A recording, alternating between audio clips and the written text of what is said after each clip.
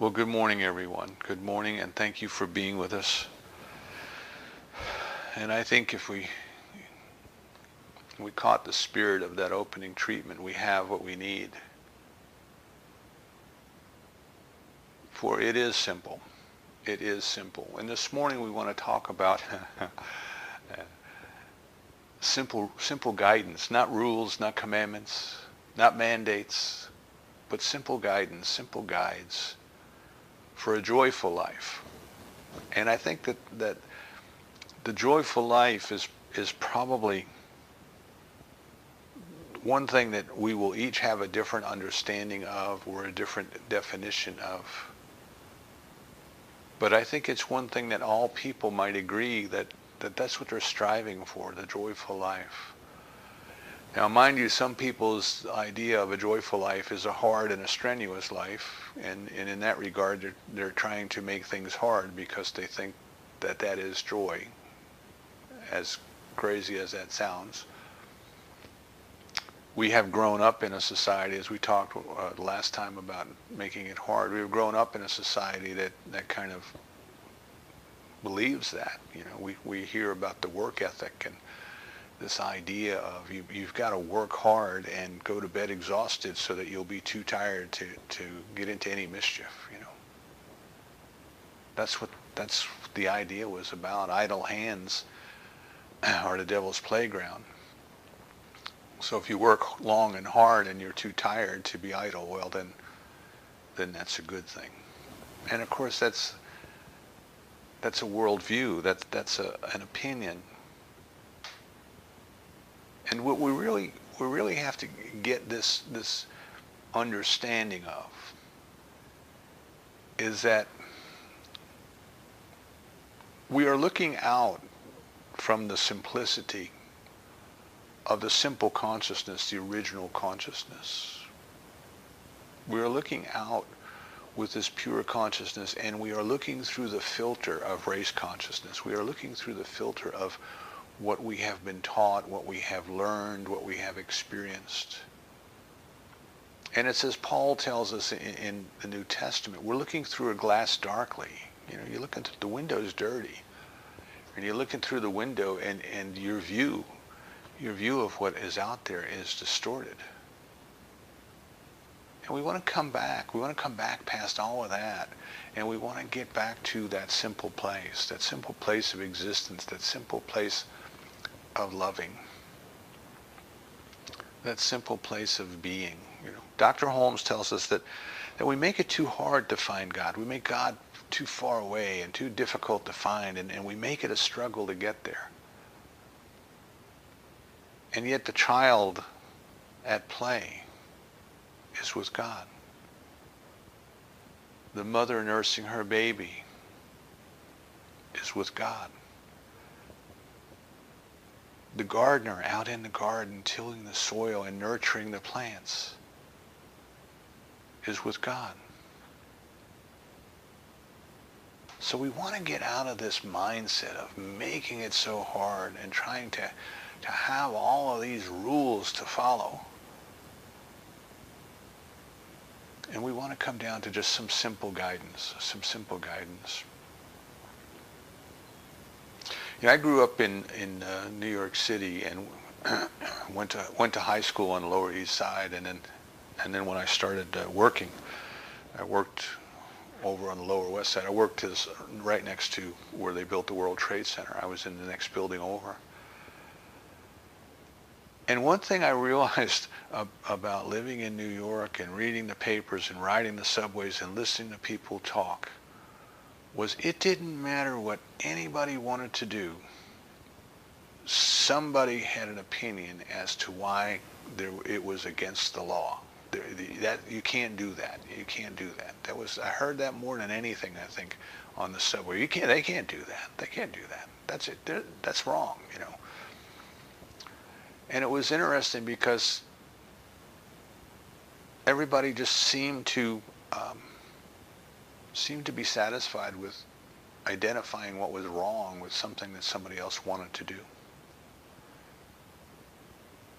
And they were kind of stuck in that. They didn't seem to break out of that. You know, when were people living freely? When were people expressing joyfully? They weren't. They were spending their time finding out what was wrong with something that other people wanted to do. And that stayed with me. That stayed with me after I left and after I started to get into spiritual growth. That whole concept stayed with me of when we're locked into the rules and the regulations, when we're locked into the intellectual judging and weighing and analyzing and trying to figure out what's wrong with that, you know, we're not living. We're not loving. We're not joyful. We're judging.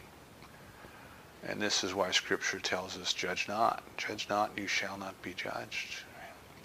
So in this idea that human consciousness, or in this concept that we're exploring, that human consciousness makes things harder than they need to be, one of the ways that we do that is we make rules, we make commandments, we make laws. And we expect people to follow them. Usually we expect other people to follow them, not so much ourselves. If you go on the internet and you search, some people have gone through the Christian Bible, which is the combination of what they call the Old Testament and the New Testament, and they have counted all of the different commandments, the different rules. And they have identified 613. Now that's the number that's commonly bandied about. 613 mitzvahs or laws, or 613 precepts, commandments. They call them by different names. But the idea is that for those people who like to make things more difficult than they already are, they've come up with 613 different rules and regulations that we're supposed to follow every day. Every day. Now, some of these rules are things that you must do, and some of these rules are things that you must not do. But in general, there are 613 of these rules to live by. And of course, it's obvious that no one can remember to do or not do 613 things every day. You know, I mean, it's impossible. It's humanly impossible to do it. Think of how many things you remember to do every day as it is, and add another 613 to that, and you'll get it. You know, there's no way. There's no way that we can do that. But it is a way of making it harder than it needs to be. So we want to talk about this a little bit, because this concept of having rules, hard and fast rules to follow, instead of living from that simple place of love, see, is a big difference. Because if we live from that simple place of love, that simple place of kindness, that simple place of recognizing the unity of all life, we don't need the rules and the regulations. We don't need to be told all of these different things to pay attention to do or not do, because we will do those things that ought to be done, and we won't do those things that shouldn't be done, because we're not like that. That's not who we are. I was learning how to fly sailplanes. And I was out in Fremont, California. There was a glider port out in Fremont, California, right by the San Mateo Bridge where it comes across. And one of the first times that you go up at a new field, the flight instructor will go with you. And I was just beginning my lesson, so I had to have a flight instructor with me. And the flight instructor, one of the first things they show you is where the landing pattern for that particular field is. So usually there's a landmark, like a windsock or something like that, and you approach that landmark at a 45-degree angle, and then you turn parallel to the runway and you fly downwind from the runway. And then when you're the right distance from the runway, the correct distance from the runway, you make a 90-degree turn, and you're flying at they call it base leg, and then when you when you're ready to turn in, when you're lined up to turn in, you turn another 90 degrees and you're heading into the wind directly towards the runway. That's the patterns that they teach you. So they always send a flight instructor up, even if you're a licensed pilot. If you're new to the field for the first time, they send an instructor up with you to make sure that you understand the patterns where you're supposed to be for that particular field. And my flight instructor takes me up for, a check ride and to get me oriented. I think that's what they call it. They call it an orientation flight. And we're out and about. We're flying around. He says, "Okay, let's get ready to go and land." He says, "Now there's your IP, your initial point right there, the windsock, and approach it at a 45-degree angle. And when you feel you're the right distance, I'll tell you, and we'll turn downwind." And we turn.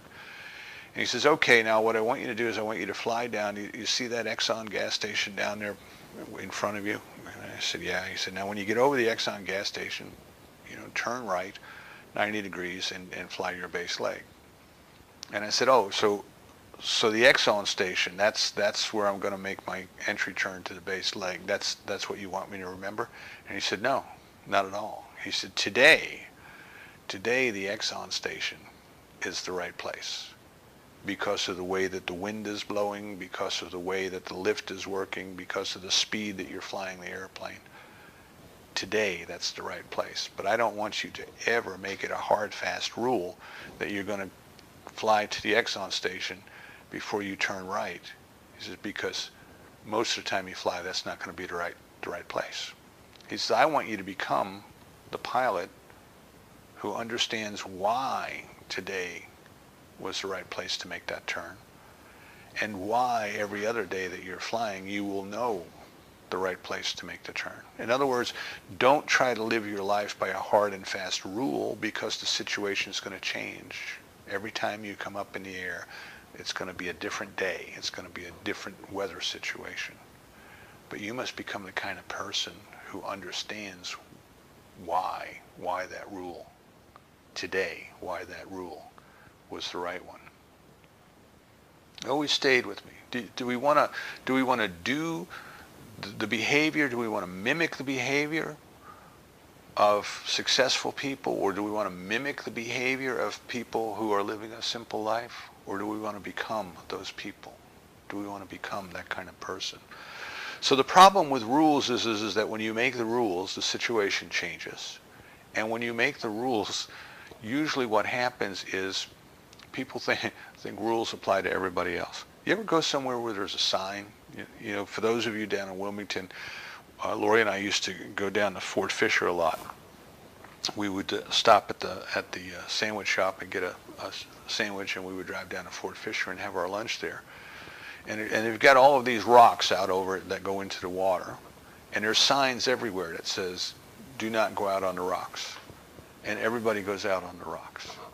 And the reason for that is simple. We all act as if signs don't apply to us, they just apply to everybody else. Right? That's not for us, that's for everybody else. You and I and everybody else, we judge ourselves by intention, not by our actions. And we judge everybody else by their actions. And everybody else judges us by our actions and not our intentions. So we tend to excuse ourselves from following the rules. We don't think they apply to us because we have different intentions. We were talking about this a little bit on the Wednesday night group last week, about how during times of war, if the enemy does something, it's an atrocity. If we turn around and do the same thing, it was justified and it was necessary. The behavior is exactly the same. Bombing a city and killing civilians. Exactly the same behavior. But when they do it, it's wrong, and when we do it, it's right. Some of the native cultures taught that they didn't write down their laws, because as soon as you write down a law, people start finding loopholes. But when the law is written in your heart, people don't violate it. And in the New Testament, again, we're told, Jesus says, "I will write the law in their minds and in their hearts." So we start out with this very complex view of life, that there's 613 rules and regulations that we need to follow. If you go to Mesopotamia before the Ten Commandments, you had, I think it's Hammadi or Hammadi, probably Hammadi, the code. Hammurabi was the code. And there was 278 laws that were followed. And of those 278, 10 of those became the 10 Commandments that are attributed to Moses.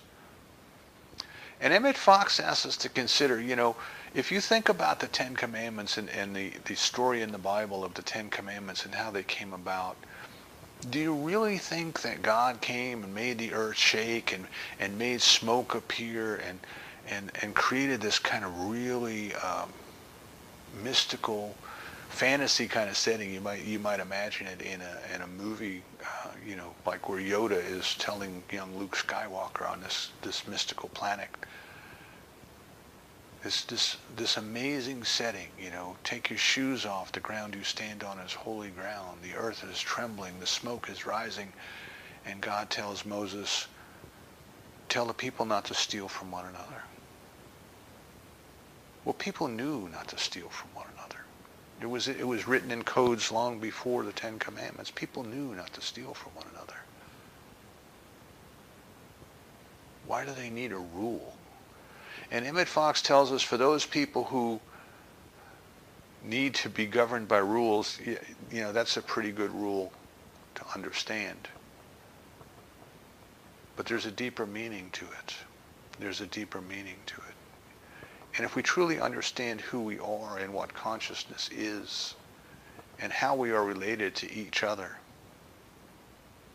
we wouldn't steal. It wouldn't even cross our mind. We would never want to do that. So what we're trying to get to today is that when we don't understand something, it is very complex, and we need lots of rules and regulations to blindly follow, and we're doing that because we don't understand. But as we come to understand, the commandments, the absolute commandments, become more of guides, and they become simpler. They become simpler as we go along. So we move through 613 laws, 278 laws, 10 commandments, and then we get to the New Testament, and Jesus gave us 2. Love God. Love God with your whole heart, your whole soul, with everything you are. Love God. And love your neighbor as yourself. 2 simple. Later on, St. Augustine, when he kind of reached the mystical period of his writings, and keep in mind that this was a man who gave us all kinds of rules and regulations, and some of them we would look back at now and say, oh my goodness, they're terrible. Some of the rules are terrible. And towards the end, he wrote, there's only one. Love. Love and do what you will. Just love. And he didn't even say love God. Many people today try to correct him, but he meant to say love God. No, he said what he said. He said love. Love and do what you will, because if you know what love is, you know what God is. And if you don't know what love is, you don't know what God is. And the love he's talking about is not the human idea of love that we learned growing up in our rock and roll songs. Love and do what you will. Ernest Holmes comes along and says, is this thing you desire to do, does it give a greater expression to life, love, truth, and beauty, and harm no one? One rule. One rule. And do it. All of God is for you. None of God is against you. So we're kind of looking at this transition today, and we want to come to some understanding, right? Because we want to become the people who understand. We want to become the people who naturally live that way. We don't need the rule when we are that kind of person. We don't need to be given all of the burden of trying to remember what to do and what not to do. We want to become the kind of person who naturally does the things that lead to a joyful life. Lead to a joyful life. Joy is our compass. We want to lead to that joyful life. Remember I told you about the American psychiatrist who interviewed the Dalai Lama and said, what motivates people? The Dalai Lama chuckled and said, I don't know. And the guy said, but you Tibetan Buddhists, you've been studying human psychology for thousands of years. Surely you must know. And the Dalai Lama said, well,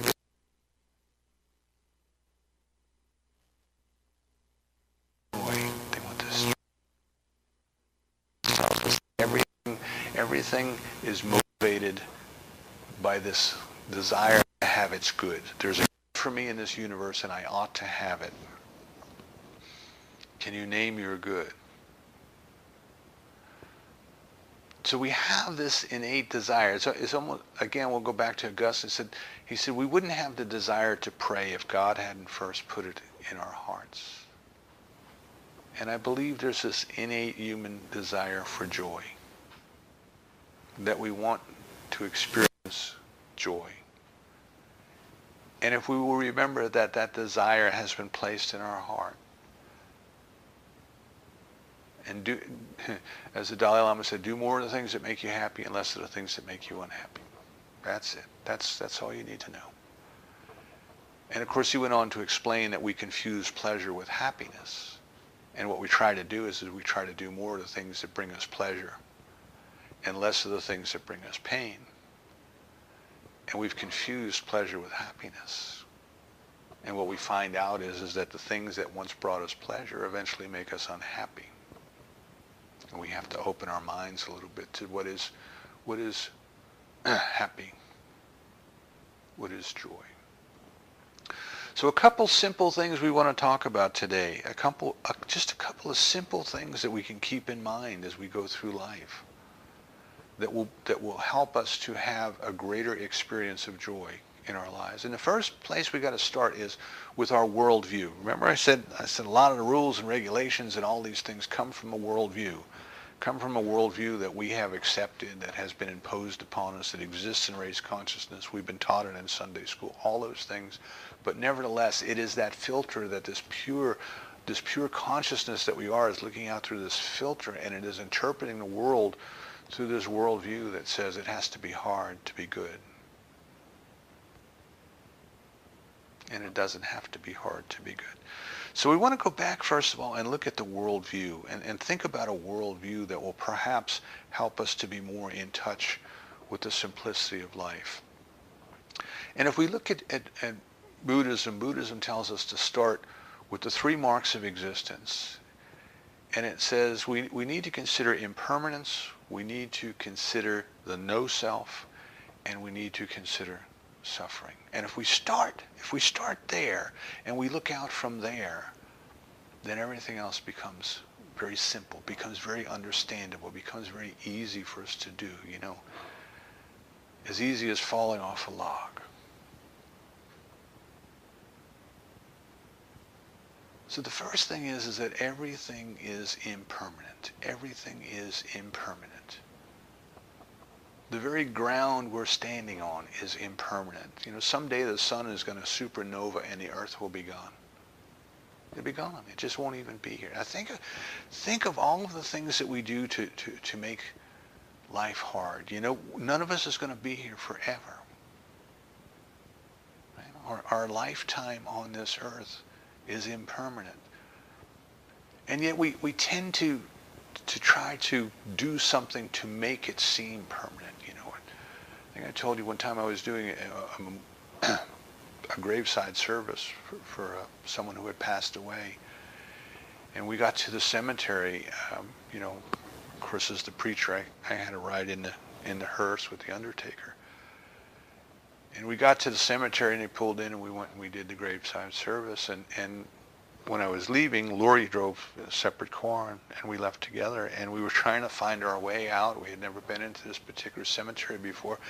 And we passed this exclusive section of the cemetery where instead of the small headstones that most people had, they had the big headstones that went up 10 or 15 feet in the air, and the plots had little fences around them. And there was one for sale, and it had a sign on it, And it says, you deserve to be buried in a better place because you work so hard, or something to that effect, the sales slogan. And think about that. Think about what human beings do, Spend all this money and build these big monuments and these big memorials, and all of this is impermanent anyway. All of this is going away. We struggle to accumulate wealth. We struggle to accumulate fame. We struggle to win, the bumper sticker, he who dies with the most toys wins. And all of this is impermanent. All of this is impermanent. Why put our effort into that which is impermanent? So what is permanent then? What, if anything, is permanent?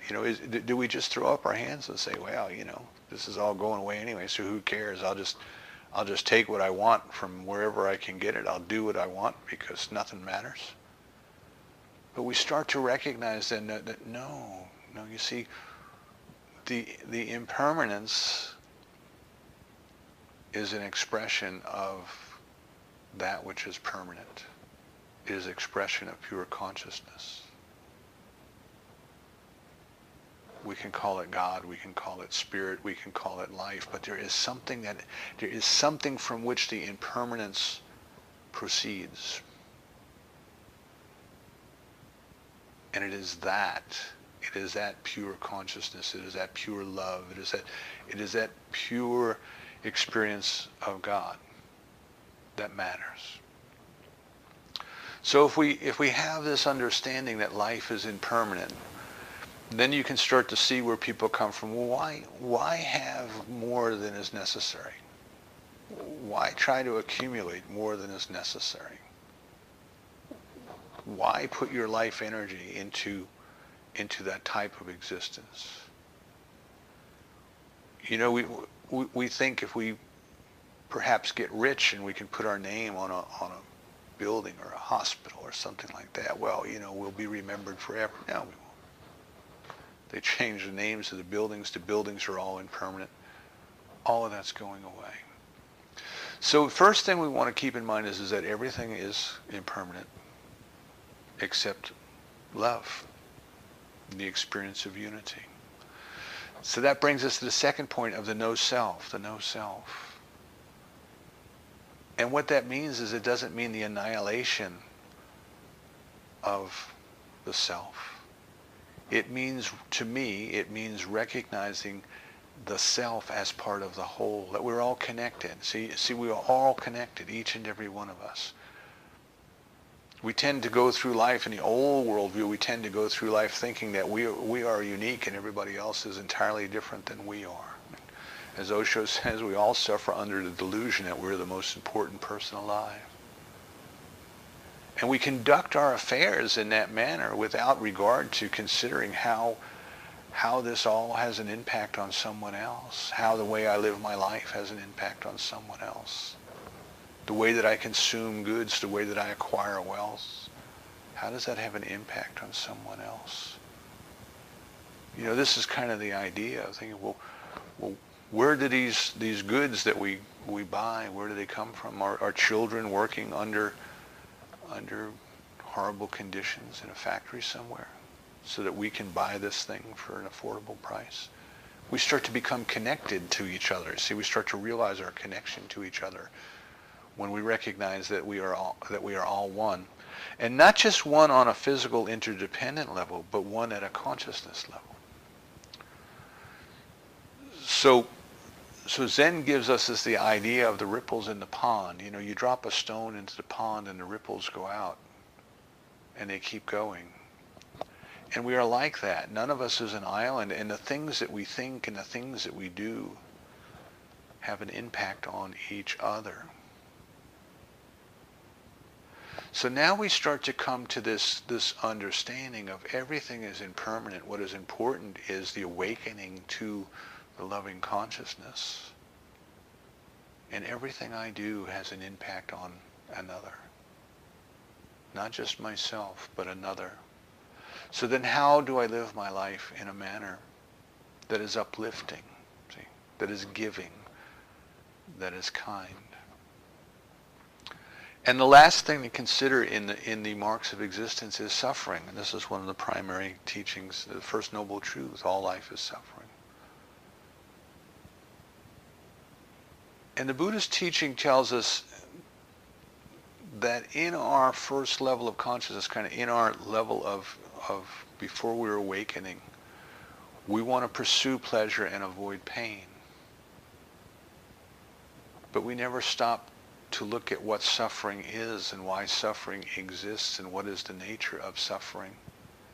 so that we can get to the important part of, well, what can we do to eliminate it? Not tolerate it, but to eliminate it. And not just for ourselves, because we are all connected through the no-self with each and every other person. And as Emerson says, to pray for something for yourself without truly wanting it for another is an erroneous prayer, is a false prayer.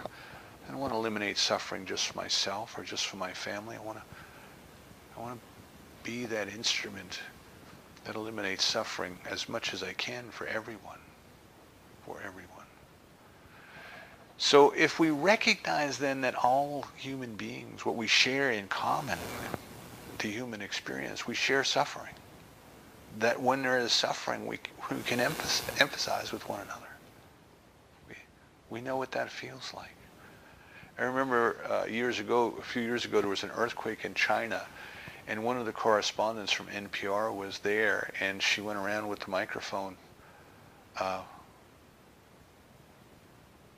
and she interviewed, the people who were clearly suffering, people looking for their child who was missing in the rubble, people who lost their homes, they lost everything they had,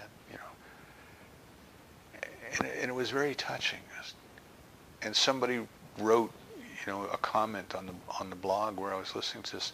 They wrote a comment that this was poor journalism, because we didn't need to know about the suffering. We needed to know about the facts. We needed to know how many buildings fell down, how many people were killed, and those kind of things. They didn't want to touch the suffering. They didn't want to deal with the suffering. And I realized that radio and TV uses emotions to manipulate us. But the way that I kind of took it is this person said, don't tell me about the suffering. I don't want to know about the suffering. I just want the details, but I don't want the emotion. And what I got out of it is that when tragedy happens, we relate to each other as human beings. So maybe up until that moment in time, we don't see citizens of another country as being like us at all. They're different. They have different leaders. They have different religions. They have different ways of thinking. But when it comes to suffering, we are all human. We are all human. So if we can understand that everybody that we interact with is suffering at some level, has suffered at some level, and they're trying to get away from the suffering at some level, it helps us to be more compassionate. It helps us to relate more as a human being. So when we understand then that we're looking out from the worldview of impermanence, we're looking out from the worldview of connectedness, of no self, and we're looking out from the worldview of wanting to alleviate suffering, wanting to eliminate the cause of the suffering, right? Not just put a Band-Aid on it, but eliminate the cause of it. Then life becomes simpler. We can look at things like giving. What do we have to give to one another? Maybe, and even in giving, in our ego consciousness, we think, how can we build this great charitable organization to live on and on forever, establish a trust and carry my name to be of good service? And that's good. There's nothing wrong with that. But sometimes people just need something simple. Can you give them love? Can you give them truth? Can you give them fearlessness? Can you show them a simpler way to live? Not preach at them, not stand there and tell them, you know what you need. I know what you need. Do you know what you need? I'm going to tell you what you need. The world's got enough of that. A loving smile, a kind word. Because we are all connected, if we learn to live our lives rooted in the consciousness of love, that consciousness spreads. Can we begin our day with our spiritual practice and recognize that what we're doing is not just for ourselves, but for each and every one? We're putting a ripple out there in consciousness, a ripple of love. This is why monks and mystics believe they can go sit in a cave and stare at the wall for years and get away from the race consciousness of greed and selfishness and those things, and they can get back to the pure consciousness of simple being, and that has a beneficial effect for everyone. So now we start to recognize that we are not an island, you know. I mean, just think about all of the things that you have around the house that you don't use, that maybe somebody else could use. What would happen if you took all of the things that are more than necessary for a simple life and gave those to somebody who really could use them? Simple giving. What if somebody is sad and you're just there for them? You know, sometimes people just need somebody to listen. I think the most basic human need is for people to feel like they matter, and sometimes just listening to them when they're hurting, when they're scared, when they're in a hospital and somebody they love is sick. Maybe they just want somebody to talk to, you know. And you don't have to be extremely intelligent to just sit there and in love be there for them. Just be love. Just be love. Live your life in a manner that gives fearlessness, because when people see that you're not caught up in the nonsense, it gives them courage that they too can live like that. You know? So we can give our love. We can give our love, and we don't have to make giving hard. We can give every minute of every day. We can give.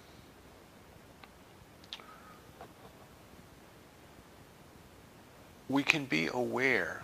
We can be mindful of what we're doing. You know, it's called beneficial action. Can we act in a mindful manner of what we're doing and treat everyone and everything that we're engaged with respect and with love? And keep our mind in a simple state of everything that we're doing has an effect on us, has an effect on everyone. And we do it well. Gibran says we build a house as if our beloved would live in it. Can we just be aware? Can we just be aware of, while we are doing things, that we are not alone, that we are connected, that everything that we do has an impact on another, and we do it simply, and we do it well. I went to a training session a few months ago, and it was put on by the local river keeper. And the point of the session was to raise awareness of that which we take for granted, which is water, you know. We expect that when we turn the tap, water will come out, and it will be good water, and it will be clear water, and it will be safe water, you know. And I know for the folks down in Wilmington now, you're filled with the news of what the factories upstream have been dumping into the Cape Fear River, which ultimately makes its way to the Wilmington drinking water. See, we don't think when we turn on the tap, we don't think about all those people who are upstream of us and what they're putting in the water. And when we put stuff into the water, we don't think about all the people who live downstream from us and what we're doing to them.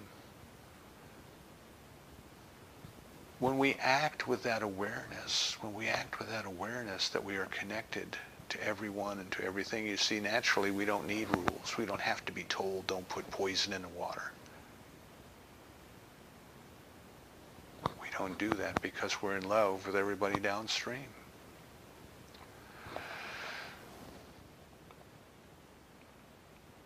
We want to bring ourselves also to being aware of what we are doing, why we are doing it, and recognizing that everyone with whom we are engaged is also a beautiful expression of God's love in the process of awakening.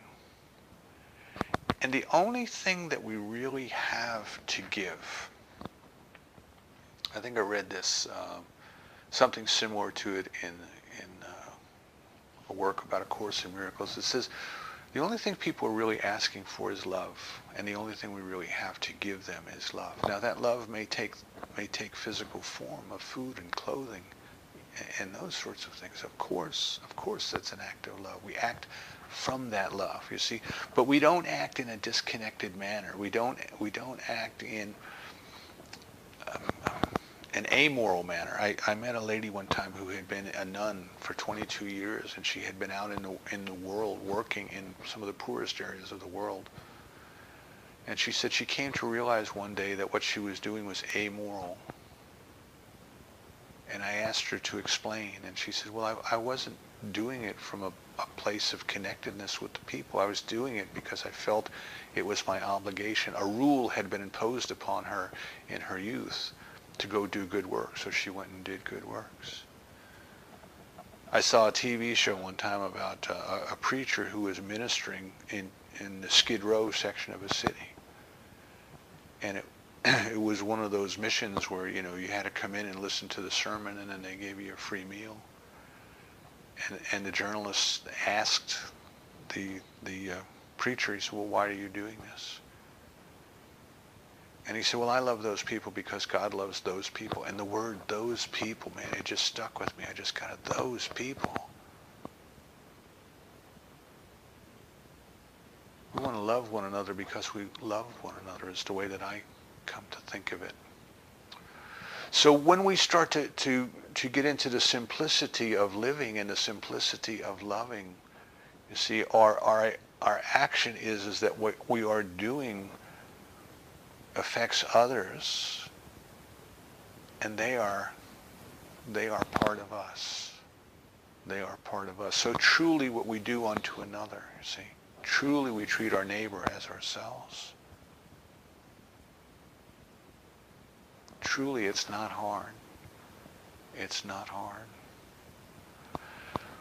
In our speech we can be kind. Just be kind. Remember the poem, Everything I Ever Really Needed to Know, I learned in kindergarten. Just be kind to one another. We don't know what burden another person is carrying. We don't know how they're suffering. We don't know what frightens them. Most people are moving out of fear. They're doing what they do out of fear. Can we just accept the fact that they're probably suffering in some way? And just be kind.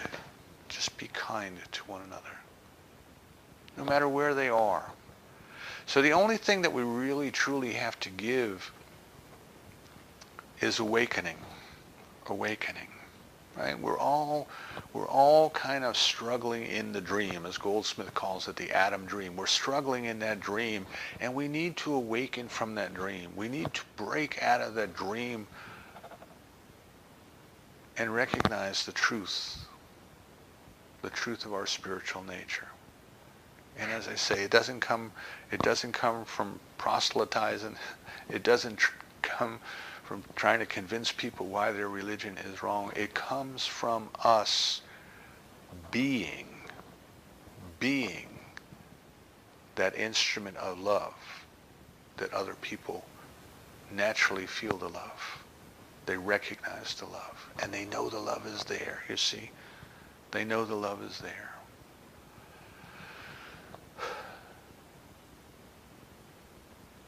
So I just invite you this week to consider your daily activity, your daily living.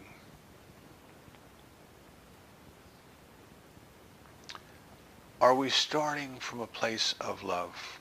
Are we starting in a spiritual practice of getting ourselves centered in the experience of God's love and then moving out into the world? Move out into the world, but be not of it. Move out into the world as an instrument of love, as an instrument of simplicity. When people around us get caught up in the drama, can we just stay centered and recognize this too shall pass? It's all impermanent. It's all going away. How important is this really? But what is important is can we awaken in the moment? Can we be centered in God's love in the moment? Can we go through the world impervious to the drama around us, like Shadrach in the furnace? Can we dance in the midst of the calamity? And can we recognize each and every other person as a part of our own self, as a part of the same whole that we are? And can we treat them accordingly? Not as something to use, not as something to get something from, I'm gonna sell you this and you're gonna give me your money. Transactional. But can we recognize each and every person as an expression of God who is in the process of awakening, and the best thing and truly the only thing that we have to give one another is assistance in awakening? Can we act in a manner that shows that we understand, that we truly feel our interconnectedness with everyone and with everything? Can we speak in a manner that treats everyone and everything as that beautiful expression of God that it is? So the simple guidance is, can we go within until we can feel the presence and the love of God?